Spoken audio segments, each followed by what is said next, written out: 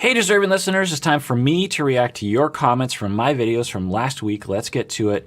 Mike and Natalie videos. Political says, LOL, seems like Natalie tried to get a therapist, but instead got one of Stephanie's psychic friends. Liz says, Dr. Kirk's reaction to this therapist is validating as hell. So this is the episode in which Natalie went to an individual therapy session over Zoom. Liz says, Dr. Kirk's reaction to this therapist is validating as hell. I had to break up with a therapist not too long ago because it felt like she was treating me like a friend and not being very professional. And she was doing some of what this therapist was doing, making judgments and triangulating, not to mention making comments about politics on our first session ever and spending part of every session talking about her own life. I'm so glad I have this channel, otherwise I may not have kept trying to find another more suitable counselor for me. And I also would have carried around the guilt for letting the first one go. Now I have a wonderful therapist with over 40 years of experience who never makes me feel uncomfortable like my last one did, and we have made so much progress already. Bottom line with therapists, don't give up if the first couple of therapists aren't a good fit. Yes, 2 thumbs up to you, Liz. I'm so glad that you commented. I'm guessing a lot of people chimed in as well. And I'm just so happy for you that you were able to find a good therapist. We all deserve a good therapist. We all deserve a good set of friends. We all deserve a good partner. We all deserve a good relationship with ourselves, and we all deserve a good therapist. We probably also all deserve a good dentist and a good physician. There's a lot of things we deserve is the point, including having a good therapist. So I'm really happy for you. So from the onset, I have to say that we were shown an edited version. Presumably the session was 50 minutes. My cat wants to join in. Presumably the session was 50 to 55 minutes, and we were shown probably 1 minute. So who knows what the rest of that session looks like. If we took a minute out of any therapist's session and tried to make it look a certain way, I'm guessing that no therapist would look very good. So who knows? We just really have to be careful about that. But I'm not surprised. There are a lot of therapists that do this sort of thing. I've trained people away from this behavior. I've heard a lot of stories about other therapists doing this. And so I just want to apologize to you, Liz, and everyone else out there. And on behalf of my profession, I apologize if this or anything like this has happened to you. My cat is just so disgusted with this as well. She's moving on. And yeah, this is frustratingly common in my field. You know, it could be a style thing, right? For Liz, you might have found this style to just not be what you wanted. Another client could come around and say like, I can't stand therapists who are always so buttoned up all the time. I want them to relax and treat me more like a human being. And maybe that therapist you went to at first was more suitable for those kinds of clients. We don't really know. It's actually quite possible, particularly if a therapist is successful in their career. How does anyone continue going to someone like that? Probably because the people that randomly find them and they happen to fit in terms of a style, then they're doing pretty well. But as I said, I've seen this a lot where people just don't really understand the basics of what therapy is.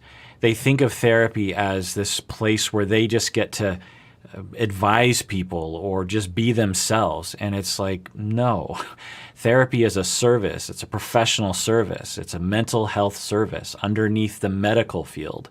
So we need to understand that. Now, it doesn't mean that we're not human. I, with my clients, am very human with my clients in the same way that a physician could be very human with you, or a surgeon or a dentist. But they're still a dentist. They're still a surgeon. And I'm still a therapist. I'm not people's friends. I am their therapist, and I take it very, very seriously. So why does this happen? Well, bad training. There's a lot of bad training out there, and there's a lot of bad supervision out there. A lot of people will claim when you ask therapists where they learned the most as a clinician, they will identify supervision as a place where they learn the most about what it is to be a therapist, how to make decisions, how to act, how to interpret things, how to conceptualize, how to diagnose, all this sort of thing. we tend to focus a lot on training, on classes, on like, okay, what class are you going to teach? What competencies are going to be in each class? And that's important, of course. But supervision is critical. And when I sat down to write a book on supervision, I looked into a lot of the research and I found that a lot of supervision is poor. There seems to be, in my experience as well, there's about a third of supervisors that are pretty good. There's a third of supervisors who are just like meh, where you can kind of take them or leave them. There's not a lot of learning you're going to get underneath that supervisor, but they're not terrible. And then there's another third, maybe 10 to 30% of therapists who are actually harmful.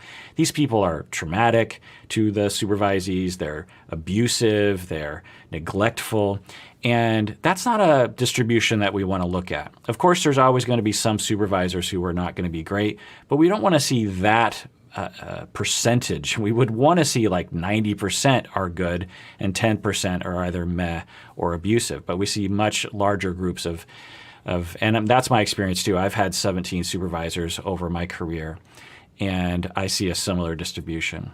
So, well, really what I will say is I have a few at the top end, I have a few at the abusive end, and I have a pretty sizable chunk in the middle of the meh range.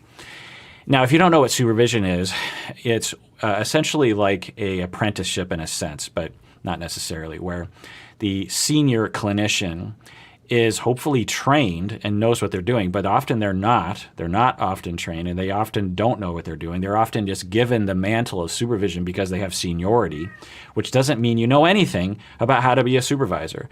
For example, you could be an excellent, just take McDonald's for example. You are excellent in the kitchen. You know how to do everything fast. You know how to flip those burgers, and you're the expert. And everyone looks at you and says, "Wow, you've been working here for 10 years. You really know how to do this job." Transitioning from that job to being a manager is a very different sort of thing. Now, learning what you can on the job will help for sure, and to be a good manager at McDonald's, I'm sure it helps to work on the line for a while. But there's a whole set of skills you have to learn. How do you talk with people? How do you notice things? How do you teach? How do you have a secure relationship with your supervisees? All these kinds of things. I have a whole book on the 19 rules of supervision that I wrote. So anyway, there's a lot of bad supervision out there, and that can lead to a lot of therapists and counselors and psychologists and social workers and psychiatrists and other helping professionals to not be very good at their job. Because for whatever reason, they just had a set of supervisors that were either meh, abusive, or just had no idea what they were doing. And how do you know as a supervisee, as a trainee, that your supervisor doesn't know what they're doing? You're the trainee. And so the problem is on us as a profession and as a discipline. We do not have enough training or enough standards regarding what constitutes a viable supervisor or not. Like I said earlier, essentially there's some hoops you have to jump through to be an official supervisor. But essentially all you have to do is just be an experienced person. Sometimes only a few years. I was a supervisor after just like a couple years into the field. I was not ready to supervise. Why was I given that mantle? Because there wasn't anyone else to take it. Why wasn't there anyone else to take it? Because there's no money in public mental health. That's the problem a lot of the times, is that because you don't have tax dollars that are being allocated to community mental health, then as soon as someone has the ability to jump ship and go into private practice where you can actually make enough money to pay off your student loans, you will do so a lot of times. And so a lot of the best therapists will flee these community mental health agencies. And a lot of these community mental health agencies are where novice therapists are getting their experience or learning what they're doing. It's much more complicated than that. That's a generalization. But anyway, it's a multi-systemed problem. We're not paying enough attention to it as a field. We're not giving enough tax dollars into the system to allow supervisors to actually get the training they need and stay next to novice therapists, this kind of thing. So anyway, there's another possibility that this therapist or therapists like this, I don't know about this therapist on Mike and Natalie, but there's another possibility that therapists are they were trained well, supervised well, but they're just not very sophisticated. I've trained hundreds of people, maybe thousands, and there's varying levels of sophistication. And some people are extremely sophisticated, and I barely have to teach them anything for them to understand things. And sometimes I don't have to teach them anything, and they already know a bunch of things. And then there are people at the end of the spectrum who, they have a hard time really trying to grasp the broader concepts. And being a therapist is extremely complicated. There's a lot of things you have to think about, both internally of yourself and your mind and other people and the profession and ethics and all this stuff. It's just very complicated. Treatment plans, and it's a very complicated thing. And some people, they're just not very sophisticated. And those people can be great therapists. They just need more supervision and more oversight. The other possibility that I've seen anecdotally is that some people, their lives are going down the tubes. Their lives are a train wreck. They're going through a horrible divorce, or they're suffering from drug addiction. This might be a bit of a surprise for some and maybe not for others, is that people who suffer from drug addiction or substance abuse, they have various different professions: accountants, truck driver, teacher, and therapists. So some therapists are deeply suffering from substance abuse trauma. Their life is going down the tubes. And when that happens, one of the first things that'll happen anecdotally is your professionalism will get thrown out the window. Partially because your brain isn't working quite right, but also because you're so desperate for contact with other people and your attachment needs aren't being met outside of the office that you'll use your clients as a way of getting your attachment needs, or at least your socializing needs, or your validation needs. And now we're at a situation where you're a client and you don't know any better, and you're validating your therapist, or you're spending time taking care of your therapist, and it's not very useful as a therapy, but you don't know because you haven't been educated, because there aren't enough YouTube channels talking about what therapy should look like. And so that's another reason. And again, I apologize on behalf of my profession. We do a lot to try to eliminate this sort of thing, but we probably don't do enough, frankly. And so, yeah, people out there, if you've had a bad experience, even a couple bad experiences, even 5 bad experiences in therapy, that doesn't mean that a good therapist isn't out there for you. It's similar to, if you decide to go vegan or vegetarian, and you go to a restaurant and you're like, I don't know about this vegan vegetarian thing, and you have a sandwich and you eat it and you're just like, I hate it. And you're like, I hate all of vegan and vegetarianism. I hate the whole thing. Well, we all understand that maybe it was a bad sandwich. Maybe it was a bad restaurant. Who knows? There's a lot of other choices out there. It's the same with therapy. If you have a bad experience with a therapist, that doesn't mean that therapy is bad. It just means that wasn't meant for you. And we could also say with the vegan sandwich that maybe someone else, that's their favorite sandwich in the world. We all understand that. So don't give up. Try it out. Try out 5 different people, pick the one you like, and go with it. So in conclusion, what did we see from that very small edited clip that perturbed me? I don't know if I went into it in detail. Well, therapy is a very complicated thing, as I said. And some of therapy is giving people advice. Some of therapy is making judgment calls about what clients are presenting to us. For example, a client says, well, my husband, he gets upset sometimes, but he's struggling. And then the therapist, well, tell me what happens. The client says, well, sometimes he hits me with a baseball bat, but he's been through a rough time and he's been through trauma, and I don't want to bother him with that. Well, the therapist in that situation should and usually will say, whoa, you're telling me that your husband is hitting you with a baseball bat? And you're minimizing that? No. That's not going to happen in this office. That is not okay. You are being beaten criminally, and you deserve to be treated better, and you deserve to not have that happen. Okay. And then beyond that, the therapist might also say something like, you need to call a domestic violence hotline, you need to get out of this relationship, or you need to drastically change the relationship, or something along those lines. It wouldn't be uncommon for a therapist to say that. There are different styles, but we understand that in a situation like that, a therapist will give advice and will make a judgment call about what's happening. Now, what did we see in the session with Mike and Natalie? We saw the therapist listening to Natalie, presumably in the very first session, presumably at the beginning of the very first session. And Natalie's talking about Mike and complaining and saying that she's having a hard time adjusting, and that there's this one trust incursion that she is suffering from, that her fiance or boyfriend in the past, spent the night at this woman's house the day before her wedding, and it felt very inappropriate to her. It felt very hurtful. And what I was saying was there'd be nothing wrong. In fact, you really should, as a therapist, validate Natalie's feelings and say, for you, that felt very betraying. That felt very hurtful. Tell me more about that. And that really compromised your trust in the relationship. Tell me more about that. And then I would say, after I did a lot of validation, because it wouldn't be hard, it's a very easy thing to validate, I would understand that feeling. I would say, okay, Natalie, what do you want from this? After telling me all that, which I appreciate that you told me all that. It's very important to get that off your chest and for me to understand that. What do you want to do now? It's up to you. What do you want to talk about with regard to that? Some clients will say, well, I don't know, I just wanted to get it off my chest. Another client will say, well, I'd like to work on building trust back. Another client would say, well, I want my boyfriend to not do that anymore. And I want him to admit that he did something wrong. Okay, well then I know what the client is looking for. From what we saw, again, heavily edited, there was nothing like that. The therapist launched in to a series of questions that was pretty clearly in one direction of, it seemed, it's hard to know, maybe if we talked to her there would be a legitimate reason for this. We just really have no idea. But it seemed from the surface that the therapist was saying, okay, Natalie, as the therapist, I'm trying to figure out if this is appropriate or not, that he spent the night at this woman's house. Is this appropriate? Is this okay with me? That's the vibe the therapist was giving across.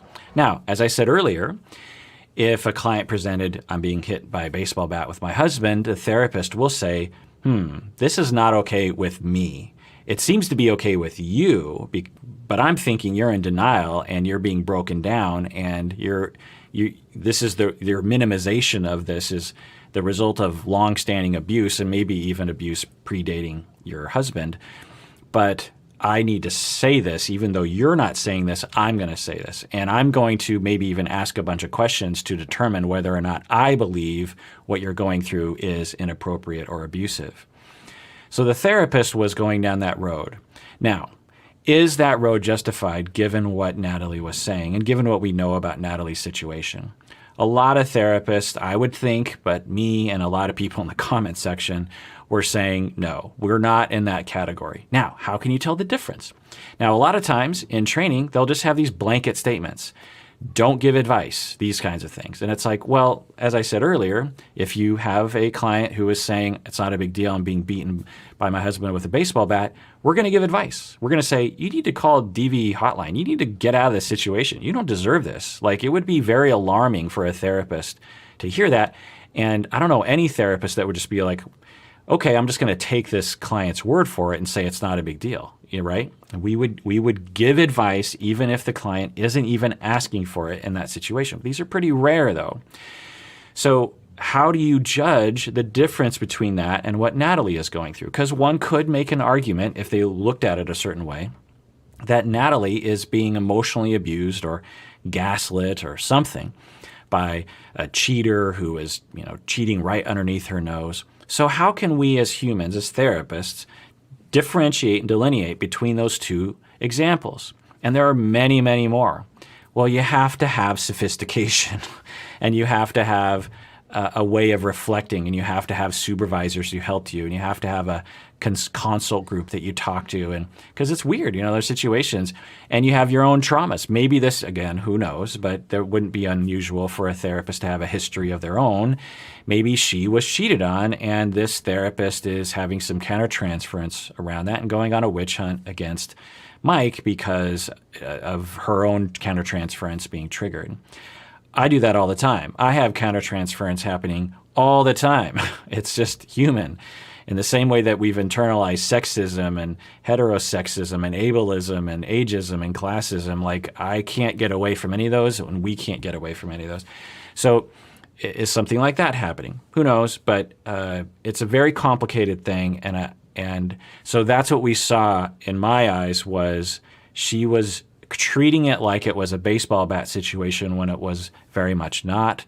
And you could make an argument that from the tiny little clip that we saw of an hour-long session reduced down to a minute, it seemed as though Natalie walked away from that conversation saying, I'm right, Mike is wrong, I have every right to blast him, he needs to admit that he's a terrible person because of the sort of vibe I was getting from this therapy session.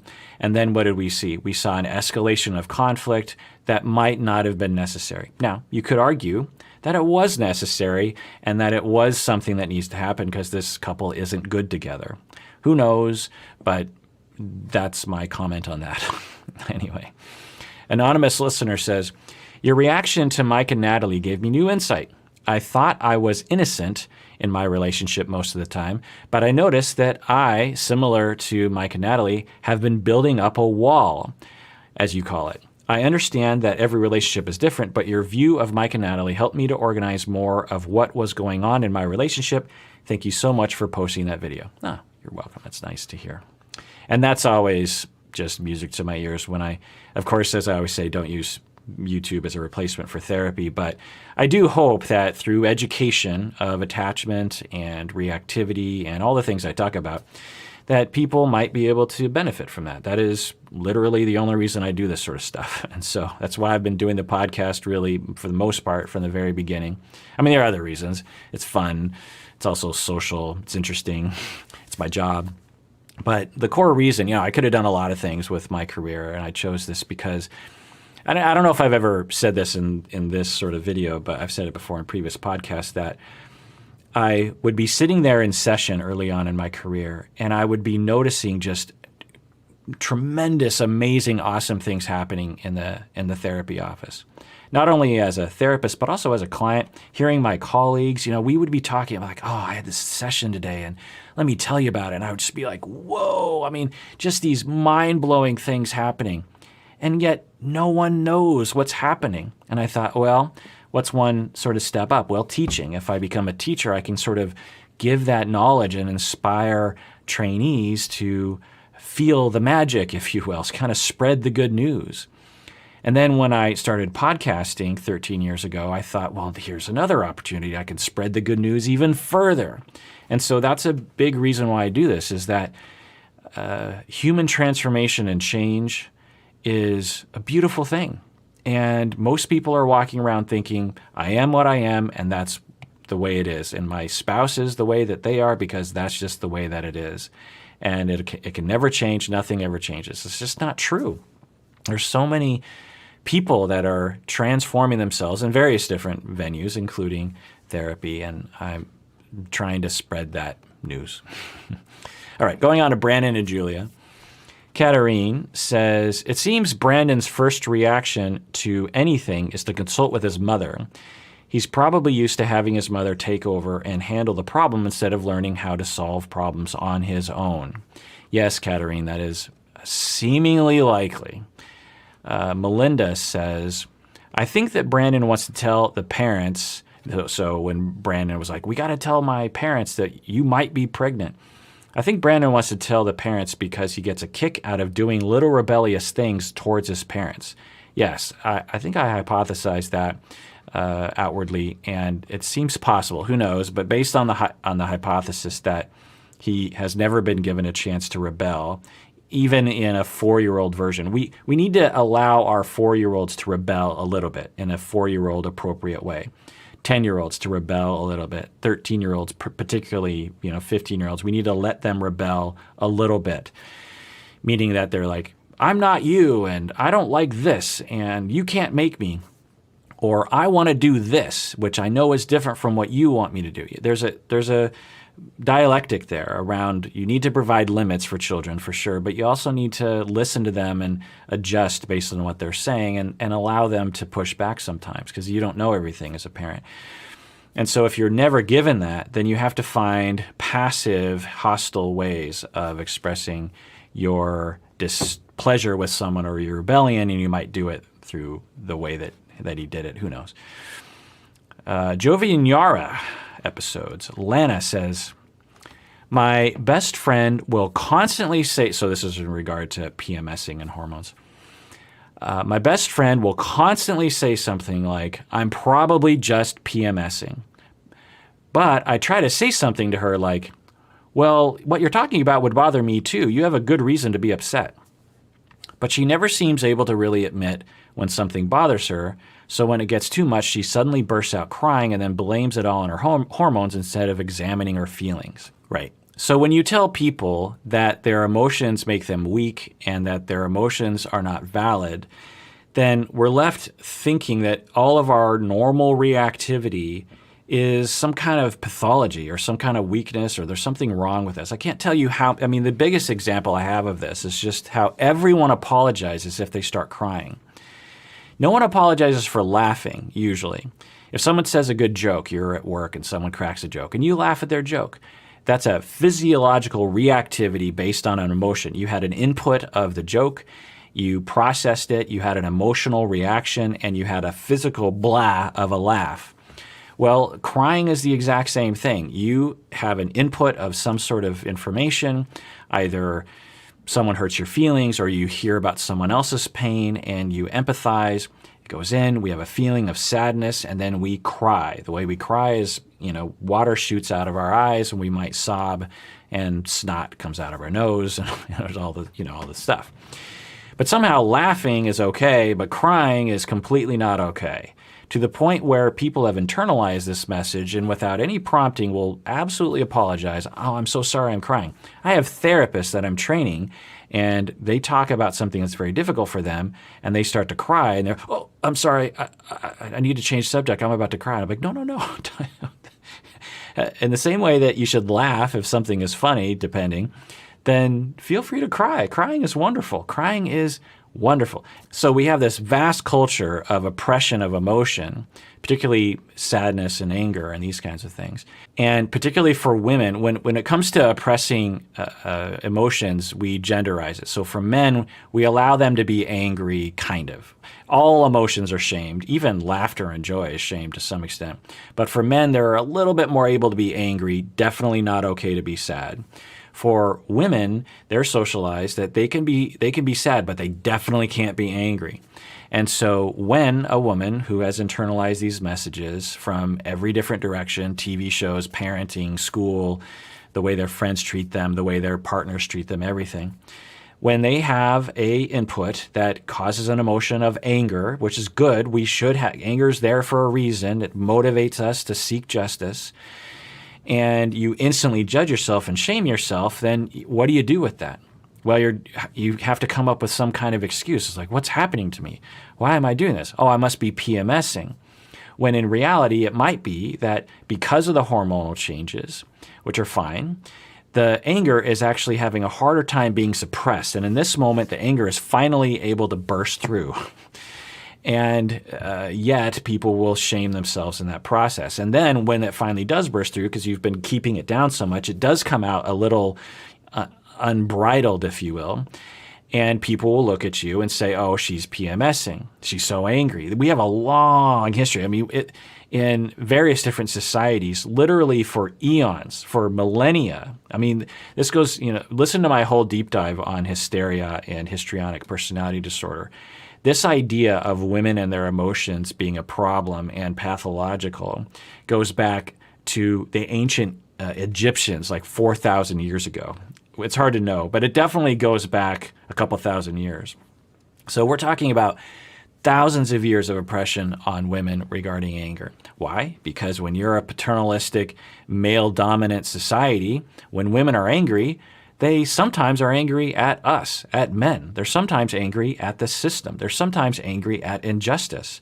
Well, what's the best way to shut that down? Because we want control. Well, your anger is your hormones. There's something weird about you, literally to the point where they called it hysteria. What's hysteria? Well, hyster is the word in Greek for uterus. So hysteria, hysterical, right? You're hysterical, which basically means your uterus is acting up. They literally thought the uterus was wandering through the body. Listen to that whole episode. It's just for patrons of the podcast. It's a fascinating deep dive that I did, actually. And it was pretty interesting for me.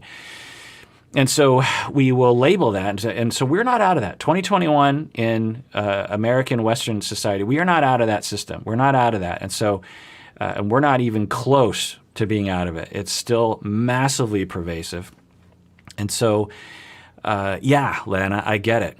And when Jovi is, there she goes. That's what it's like being married to a pregnant woman. Now, I'm not saying that Yara is communicating in a healthy way. Neither one of them are communicating in a healthy way. I'm just going to say that. It is very, very clear to me. I have a very easy time saying that. From the very beginning, even when they're trying to take care of each other, it's not healthy in that it's hurtful. They frequently are doing things that are obviously triggering to the other person. There's so many other ways both of them could be wording things. So I'm not defending Yara in the way that she behaves and the way that she communicates, but we definitely saw Jovi in the way that he processed this information of, there she goes again. And I will also say that a lot of men will do this. And it's actually kind of weird when I see it, because in my circle, I didn't really see a lot of this. But when I see it, I'm like, oh yeah, there's that like weird dude thing that I'll see sometimes where men will just be like, well, women, or, the wife, she's always nagging. I feel like some men are still stuck in the 50s or something in the United States. And it's really weird to see, and they'll talk to me as a man as if they think I'm on board with this point of view. And I'm just like, what are you talking about? Like you're genderizing emotions and like, oh yeah, women, and they're always nagging all the time. And I'm just like, ugh. Almost like a bonding thing. Like they're almost trying to bond with me. Like we're talking about sports or something. And it seems clear to me, like with other men, that is how they bond with each other. And the reason for this is pretty clear to me, is that a lot of men, again, because they are taught to suppress their sadness, and they're allowed kind of to be angry, that they're hurt a lot. Everyone's hurt a lot. Everyone's walking around with a lot of emotional pain, a lot of relationship pain. And for men, we're taught we can't have any kind of pain. We need to be tough, we need to be independent, we need to be above it, and we can't be I could say all the swear words that there's dozens of swear words that are applied to men who have too many feelings, this kind of thing. So a lot of these men are walking around hurt and they don't know what to do with it. And so there's one easy answer to the problem of just like, oh, I'm hurt. I don't know. I need to suppress this feeling. How do I get out the anger in a way that comes across as independent and strong? Well, I'm just going to label women. The patriarchy just hands this coping mechanism over to men. The patriarchy both suppresses men and keeps their emotions down, and then gives them the answer, which is like, whenever you're hurt, just blame women and their hormones because it'll make you feel better. So I'm not saying that Jovi is an evil human being. I'm saying he is exhibiting a very common sexist notion, and it's not just a thing he uses because he's a bad person. It's a thing that men will use because they have no other way of coping with their sadness. In that moment, he's highly intoxicated, but I'm guessing he was quite hurt too. Both of them are quite hurt. I think both of them are pretty much in a constant state of pain being triggered by the other person. Yara deals with it in her way, and Jovi deals with it in his way. Nicole says, I started therapy about 6 months ago, and I have been learning a lot about boundaries, especially within my family. And I am pregnant. With the validation that I've been getting in therapy, I've been speaking up more to my family. And I don't feel crazy anymore like I did before. I feel like I am in total control of my emotions, contrary to what they say. My family chalks all of my emotions up to my pregnancy hormones. Right, Nicole. It's a way of invalidating people. Now, is it evil? Not usually. What it is you have an angry person at you, and you're like, oh no, I'm ashamed. I don't know what to do with that. No one has taught me how to do with that. So I'm just going to blame the messenger, and it's just a shortcut. It's just a way of getting rid of the problem. But, it's not good, but it's not because people are evil. It's because people haven't been taught and they don't know how to deal with their emotions. Stephanie and Ryan videos, a couple comments. Vanessa says, what Stephanie is accusing him of is called stealthing. It's rape, and it's sadly common. Legs says, in Canada, stealthing is a crime and Ryan could be charged. Right.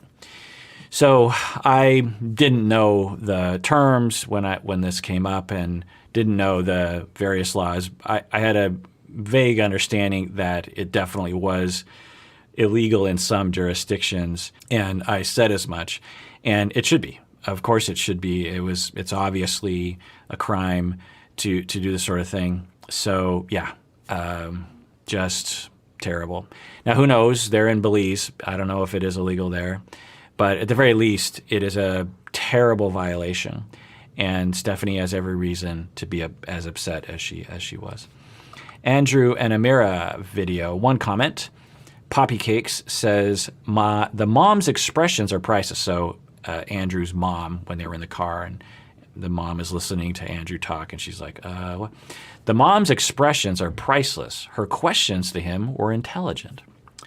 Yeah, I agreed. It was kind of surprising. It was interesting to see someone, because this Amira Andrew storyline is kind of briefly told on this show, and there's not a lot of other people involved, and so it was interesting to see someone hearing Andrew and being like, wait, what? Plathville episodes, couple comments. Ash says, religious trauma is real, and that's exactly why they don't share it on the show. That's a huge part of these kids wanting to get out and be free. Right. So the term religious trauma is worthy of mentioning in the Plathville episodes. We don't know, but it certainly seems possible as a factor in the family's struggles, that you have a highly dogmatic, highly controlling system of religion that is affecting a lot of families, and the family is just doing what the religion is telling them to do. And it will cause problems in families because it's not very flexible. And the show producers might know this. If it is happening, they probably do see it a little bit. And they're not presenting it on the show because they think it would complicate the storyline, or it would make it too controversial between Christians and non-Christians or something.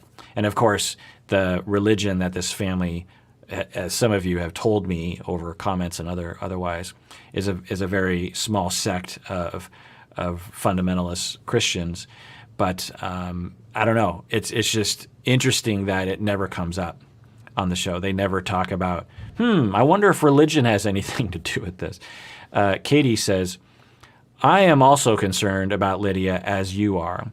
She is 15 and has been so isolated. It's really heartbreaking. Yeah, as I've been saying, I'm terrified for Lydia, honestly. Who knows? But there's a possibility that she is a powder keg waiting to blow. And she will need help, I hope. Well, I mean, I guess she has her siblings to be there for her who have left. Anyway, we did an episode on the flight attendant, me and Umberto. Cellophane says, I appreciate Umberto sharing his experiences. I appreciate the way he self-reflects. I agree, Cellophane. Linda says, I have PTSD, and I found the flight attendant to be spot-on depiction of it. Though obviously the hallucinations were filmmaking devices. Yeah, agreed, Linda. All right, well, that does it for that episode in which I react to your comments on my videos from last week. Tune in next Sunday when I do it again from the videos from this week. And everyone out there, please take care of yourself because you deserve it. You really, really do.